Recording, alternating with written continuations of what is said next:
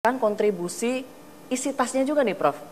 Jadi selain elektabilitas, isi tas, ya kan, logistik gitulah Prof kira-kira. Nah kalau dari Prof Mahfud gitu kan, persiapannya atau kontribusi logistiknya nanti seperti apa? Enggak, mungkin Anda tidak percaya, tapi saya jujur. Saya tidak keluar sepeser pun uang dan tidak diminta untuk mengeluarkan uang sepeser pun.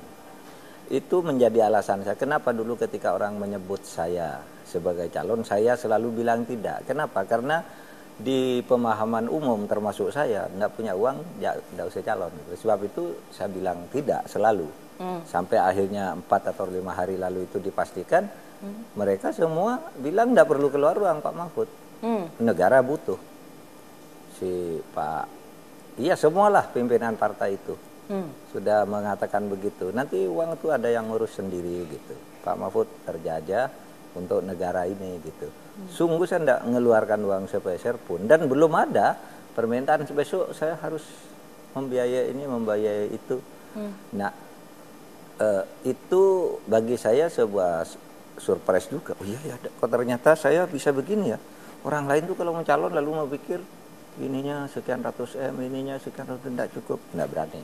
Saya juga semula enggak berani, tapi ketika mereka nawarkan ke saya itu, bahkan Bu Mega ini eksplisit mengatakan, ya Pak Mahfud, kalau ada orang mau nyumbang, mau apa, biar tidak ada konflik of interest, juga tidak menerima uang tunai, enggak salah Pak Mahfud, orang siapapun yang nyumbang itu suruh bentuk natura aja, misalnya apa, mau kaos, ya kaos. Mau ngadakan forum kampanye di mana nyumbang dangdutan gitu ya, nyumbang dangdutan dia sendiri yang ngadakan gitu. Nah soal yang lain-lain yang resmi itu sudah ada yang nguruskan, ada bendaharanya gitu. Nah itu eksplisit dari Bu Mega. Kalau sama Pak Usu, Pak Haritano itu ngatakan, Bapak ini kerjaan, Bapak ini kalau Bapak perlu dana kami dukung, bilang ke kami. Ini pimpinan partai. Enggak. Berarti Prof Mahfud bawa badan aja gitu ya Prof? Saya bawa badan dan bawa ide saja. Gitu.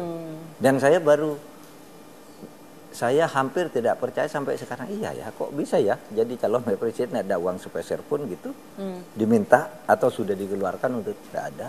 Tapi sebelumnya Prof mengantisipasi nggak? Enggak. Karena kan biasanya kan yang ada di pikiran dan pikiran publik ya, kita tahu gitu kan. Antisipasi saya tidak akan calon karena tidak punya uang, itu aja antisipasinya. Ternyata didorong tanpa uang oleh PDIP, didorong tanpa membayar uang sepeser pun, semua tuh diurus. Berarti gitu. 4 hari lalu ini surprise juga ya untuk Prof Mahfud ya? Surprise. Jadi ya itu yang ini. Saya ya 4 atau 5 hari lalu lah persisnya kapan, bahwa saya itu sudah pasti gitu waktu itu. Tapi kan orang tanya, saya bilang enggak, sebelum diumumkan secara resmi seperti tadi enggak gitu. Saya tetap bilang tidak. Lalu kira-kira apa ya Prof? Saya juga lagi berusaha menganalisa nih, apakah mungkin Prof dalam komitmen tadi kan ada 2 hal itu ya, apakah diharapkan mungkin tadi mengisi diperuntukkan untuk meraih suara dari mungkin kelompok menengah ke atas gitu ya, yang selama ini kritis-kritis gitu ya, atau mungkin gimana dengan kelompok-kelompok generasi muda nih Prof? Karena kan generasi muda kita ini kan nanti jadi mayoritas pemilih ya di pemilu mendatang 56% gitu ya, dan salah satu concernnya generasi muda ini adalah soal pemberantasan korupsi gitu. Apakah ada diskusi juga ke arah sana? Diskusi juga. Karena survei-survei ini lucu ya, karena gini Prof, tidak selalu generasi muda itu memilih kandidat yang berusia muda. Iya, makanya. Seperti Mas Ganjar misalnya, Mas Ganjar itu ternyata kebanyakan pemilihnya generasi baby boomer, Prof. Itu. Nah, saya berpikir muda itu bukan usia, muda itu pemikiran, gaya dan perspektif di dalam memandang kehidupan ini.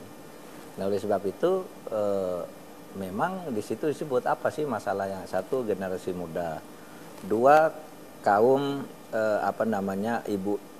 keluarga yang penghasilannya 3 juta ke bawah, itu jumlahnya banyak sekali, dan itu punya harapan tertentu yang bisa dilakukan oleh pemerintah dan tidak harus ahli ekonomi kalau hanya untuk melakukan itu kira-kira kan. Ya terus kaum muslimin juga itu yang dibebankan saya itu satu orang yang penghasilannya kurang dari 3 juta jumlahnya itu jutaan orang. Itu untuk Prof. Mahfud ya? Ya untuk Bukan, memberi kampanye-kampanye dan oke. harapan kepada mereka ini. Yang kedua kaum milenial memang, tapi kaum milenial definisinya bukan orang berusia sekian. Kalau milenial dalam arti ini kan orang yang lahir tahun 80 sampai 2000 ya disebut milenial dan sesudah itu Gen Z ya. ya. Nah, definisinya ya bagi saya perspektif. Atau Apa yang ditawarkan nanti Prof iya, dari Prof Mahfud? Kenapa? Apa yang akan Prof tawarkan untuk generasi? Oh, bagi saya akan katakan muda ini. begini bahwa negara Indonesia ini kaya, raya. Secara demografi kita punya bonus yang sangat besar. Ya, secara geografi sumber daya alam kita juga luar biasa kaya. Dan negara ini akan menyebabkan orang menjadi tidak miskin kalau dikelola dengan benar. Cara ngelola benar, mari Anda yang punya negara ini kerjakan nih bersama saya, mari, agar negara ini memberi harapan kepada Anda. Apa yang dikerjakan sekarang? Rame-rame dulu berantas korupsi. Karena kekayaan alam yang besar ini menjadi tidak menjadi berkah terhadap orang Indonesia karena banyak korupsinya. Maka tadi waktu saya katakan pidato di saat saya menerima penunjukan sebagai cawapres itu saya katakan kalau masalah hukum bisa diselesaikan, bisa dilaksanakan dengan maka 50% seluruh masalah bangsa ini selesai. Sisanya 50% itu tersebar ke soal-soal misal hukum oke 50%. Soal pendidikan, soal ekonomi, soal kebudayaan, soal apa sisanya tuh 50% dibagi banyak sehingga lebih bersifat ad hoc ya. Asal hukumnya benar dan bagaimana cara membenarkan hukum itu yaitu membangun komitmen dan kesadaran kolektif dan memberi tindakan tegas tentu saja seperti yang saya lakukan selama ini dan itu hanya nasihat-nasihat tindak tegas saja.